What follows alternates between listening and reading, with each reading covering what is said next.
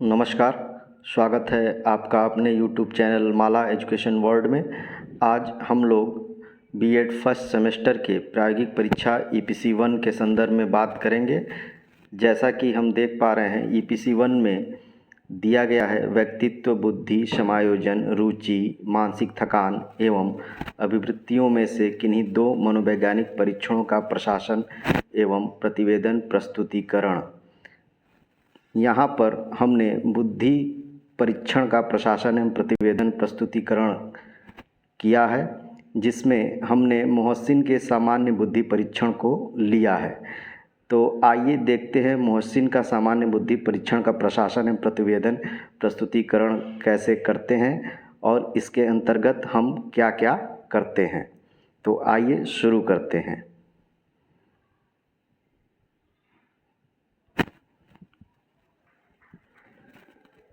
मोहसिन का सामान्य बुद्धि परीक्षण, मोहसिन जनरल इंटेलिजेंस टेस्ट।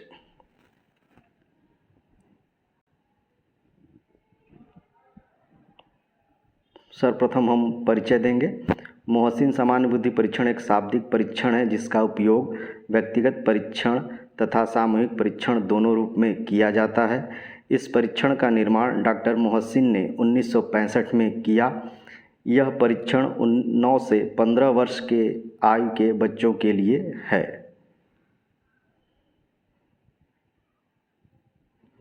परीक्षण की रूपरेखा। मोहसिन द्वारा निर्मित इस सामान्य परीक्षण में 6 उप परीक्षण हैं। इन उप परीक्षण के लिए समय, एकांश, आइटम तथा अधिकतम अंक निश्चित हैं।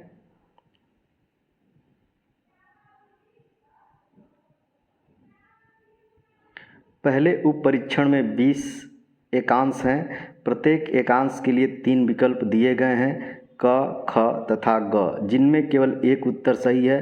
प्रत्येक सही उत्तर के लिए 1 अंक दिया जाता है।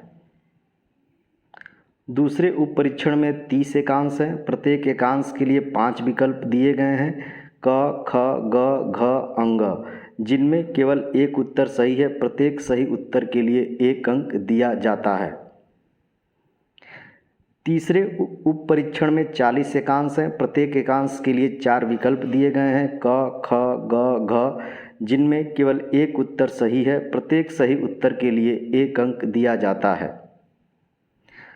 चौथे उप परीक्षण में कुल 22 एकांश दिए गए हैं। प्रत्येक समस्या या एकांश के लिए 5 विकल्पीय उत्तर दिए गए हैं, क, ख, ग, घ, अंग, जिनमें 2 उत्तर सही हैं। प्रत्येक सही उत्तर के लिए 2 अंक दिए जाएंगे। अगर बच्चा एक ही सही उत्तर देता है तो उसे 1 अंक प्रदान किया जाएगा।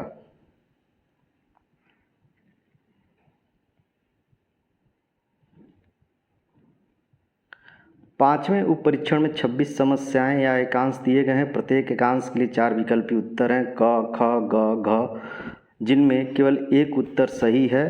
प्रत्येक सही उत्तर के लिए 1 अंक दिया जाता है। छठे उप परीक्षण के लिए 18 एकांश हैं। प्रत्येक एकांश के 4 विकल्पीय उत्तर हैं, क, ख, ग, घ, जिनमें केवल एक उत्तर सही है। प्रत्येक उत्तर के लिए 1 अंक दिया जाता है। जैसा कि हम यहाँ इसमें देख पा रहे हैं, 6 उप परीक्षण, टोटल कुल एकांशों की संख्या 156, अधिकतम समय, प्रत्येक एकांश के लिए समय निर्धारित किया गया है, तो टोटल अधिकतम समय 40 मिनट तथा अधिकतम अंक 178 अंक। इसमें केवल चौथे उप परीक्षण में 2 विकल्प सही हैं। अगर बच्चा 2 सही उत्तर देता है तो उसे 2 अंक दिए जाएंगे। अगर बच्चा एक ही उत्तर सही देता है तो उसे तब भी 1 अंक प्रदान किया जाएगा।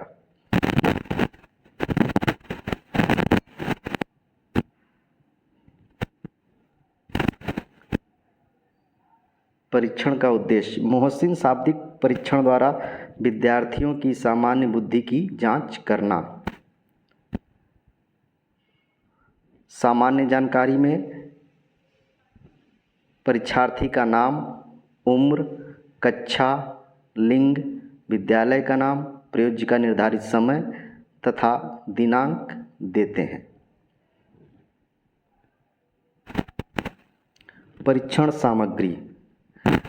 परीक्षण सामग्री में परीक्षण पुस्तिका, उत्तर पत्र, नियमावली, विराम घड़ी, कागज, पेंसिल इत्यादि।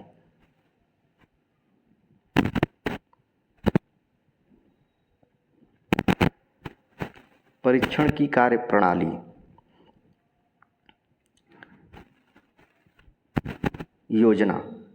योजना बनाई गई कि मोहसिन सामान्य बुद्धि परीक्षण पुस्तिका, जिसमें 6 उप परीक्षण होंगे, प्रत्येक परीक्षार्थी को दिया जाएगा तथा आवश्यक निर्देश देकर प्रत्येक उप परीक्षण को निर्धारित समय में हल करने के लिए कहा जाएगा। जब परीक्षार्थी सभी उप परीक्षणों को निर्धारित समय में हल कर लेगा तो उससे परीक्षण पुस्तिका और उत्तर पुस्तिका ले लिया जाएगा और प्राप्तांकन के बाद उसकी बुद्धि श्रेणी को निर्धारित किया जाएगा। निर्देश।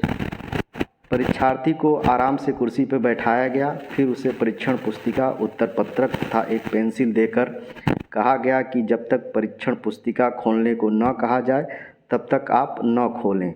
उनसे कहा गया कि वे अपने उत्तर पत्रक पर आवश्यक जानकारी जैसे नाम, कक्षा, उम्र इत्यादि भर लें। फिर उनको यह बताया गया कि इस परीक्षण पुस्तिका में 6 उप परीक्षण हैं, जिसमें भिन्न भिन्न प्रकार के प्रश्न मिलेंगे। प्रत्येक प्रश्न के 3, 4 या 5 विकल्प उत्तर मिलेंगे। आपको किसी एक सही उत्तर का चयन करना है। केवल उप परीक्षण 4 में एक प्रश्न के 2 सही उत्तर का चयन करना है। अगर आपको कोई प्रश्न कठिन लगे तो उस पर समय बर्बाद न करें, आप आगे बढ़ जाएं।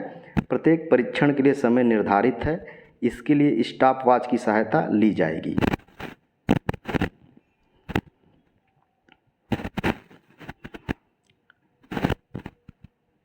फिर हम बच्चे को आंसर शीट देते हैं। उसके बाद हम बच्चों को परीक्षण पुस्तिका देते हैं। क्योंकि मैं परीक्षण पुस्तिका यहाँ आपको नहीं दिखा पा रहा हूँ क्योंकि कॉपीराइट का इशू है, लेकिन फिर भी मैं आपको उदाहरण के तौर पे यह बताने का प्रयास करूँगा कि इन उप परीक्षणों में कैसे प्रश्न आते हैं या इन शाब्दिक परीक्षणों में कैसे प्रश्न दिए जाते हैं। उसके कुछ उदाहरण मैं यहाँ आपको प्रस्तुत करूँगा। जैसे उप परीक्षण 1, ये आप देख लें। कुछ ऐसे ही उदाहरण प्रश्नों के हो सकते हैं।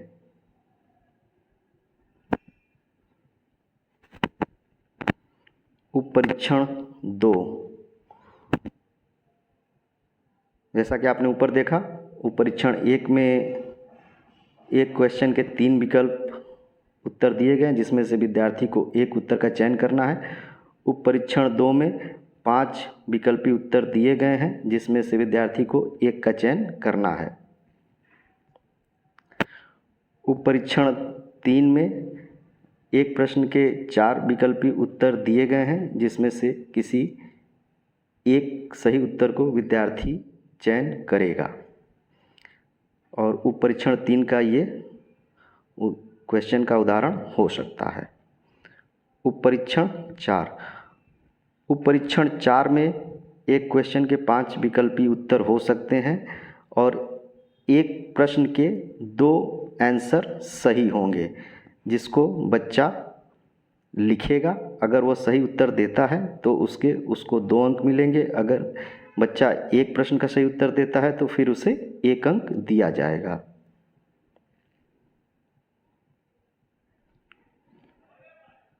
उप परीक्षण 5, जिसमें एक प्रश्न के 4 उत्तर हैं, कोई एक सही उत्तर का जवाब बच्चा देगा। उप परीक्षण 6, उप परीक्षण 6 में एक प्रश्न के 4 विकल्पी उत्तर दिए गए हैं, किसी एक सही उत्तर का चयन बच्चा करेगा। यहाँ एक चीज़ आप देखें कि जो मैंने प्रश्नों के उदाहरण आपको बताए हैं, उसमें आप देखेंगे कि प्रश्न क्रमशः सरल से कठिन होते गए हैं। जैसा कि उप परीक्षण संख्या 1, फिर उप परीक्षण संख्या 2, उप परीक्षण संख्या 3, उप परीक्षण संख्या 4, उप परीक्षण संख्या 5, फिर उप परीक्षण संख्या 6।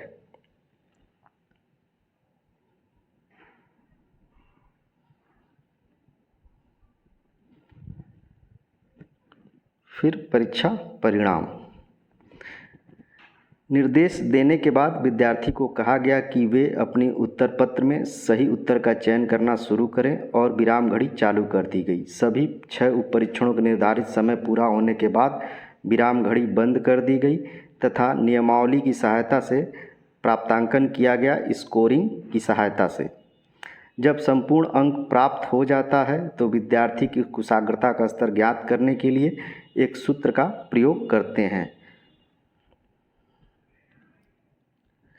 इंडेक्स ऑफ ब्राइटनेस, कुशाग्रता का स्तर। इंडेक्स ऑफ ब्राइटनेस बराबर obtained score minus standard score plus 100, जैसा कि हम यहाँ देख पा रहे हैं।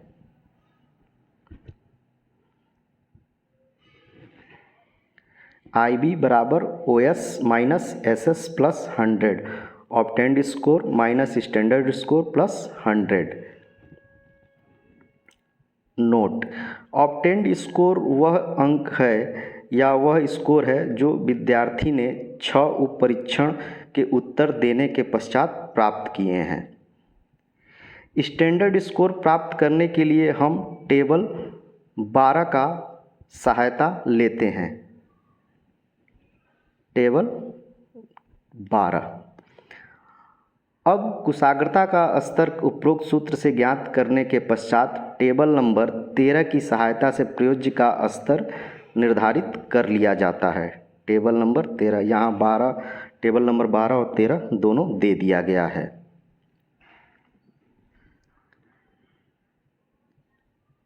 तो आइए देखते हैं हम कैसे कुशाग्रता का स्तर निकालते हैं। यहाँ मैंने एग्जाम्पल के तौर पे आपको बताया है डाटा ऑफ कलेक्शन।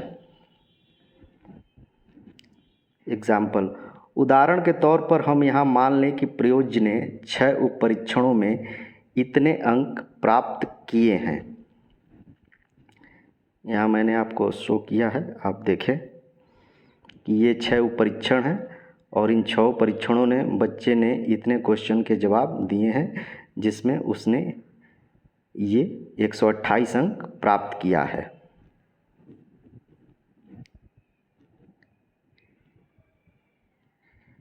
यह एक 15 वर्षीय बालक का प्राप्तांक है जबकि उसकी आयु का अपेक्षित अंक 103 है। यहाँ हम देखें कि 15 वर्ष का बालक है और उसकी आयु का अपेक्षित अंक 103 है।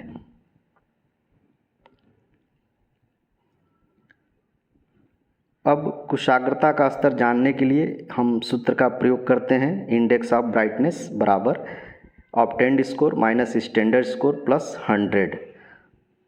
ऑब्टेन्ड स्कोर जो बच्चे ने 6 उप परीक्षणों को देने के पश्चात जो अंक प्राप्त किया है वह है, तो यहाँ हम देख पा रहे हैं 128 अंक माइनस स्टैंडर्ड स्कोर 103। 103 यहाँ हम देख पा रहे हैं 15 वर्ष के बच्चे का जो अंक होना चाहिए वो 103 है।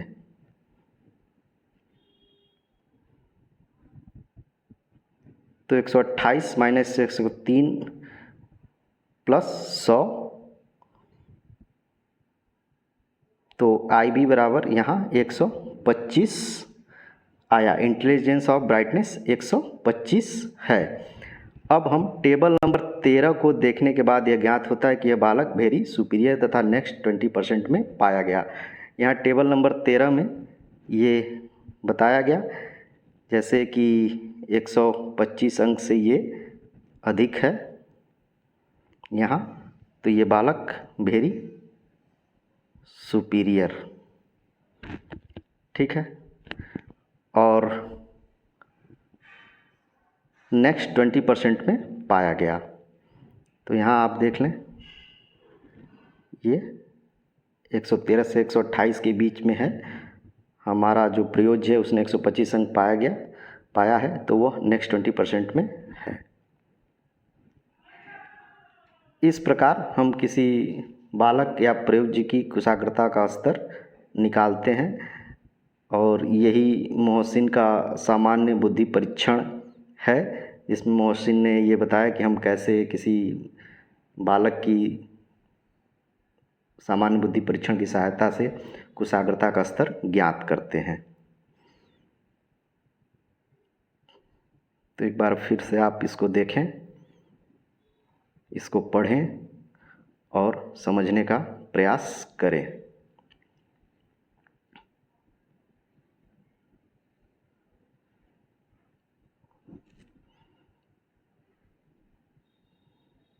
परिचय, परीक्षण की रूपरेखा,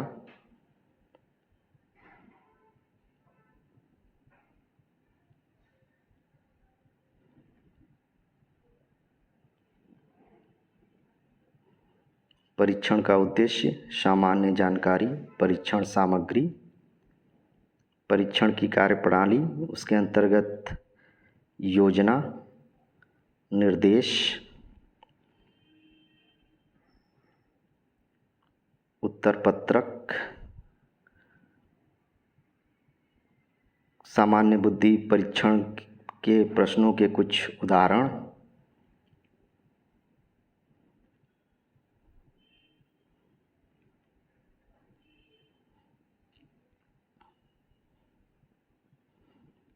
फिर परीक्षा परिणाम हम कैसे निकालेंगे,